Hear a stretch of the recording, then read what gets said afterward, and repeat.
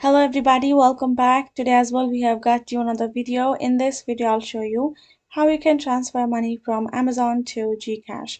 But before that, please do make sure to like our video, subscribe our channel, and yes, without any further delay, let's get started. So for that, all you gotta do is simply open up your particular browser, type in amazon.com and get into their official website. Now make sure you're signed in as well. Now for this matter, if you would have been wondering whether you can simply, transfer funds to a GCash from your Amazon wallet from then apparently that is not possible yet. The service hasn't been allowed yet. You cannot directly transfer your funds and money to the GCash. So for that you have to take a third party support, which will simply be purchasing Amazon gift cards, right?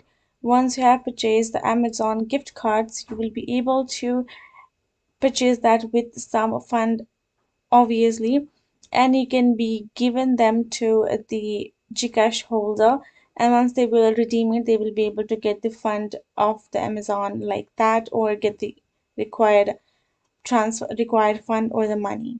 So that is only option available for the Amazon currently, unfortunately, and that is it.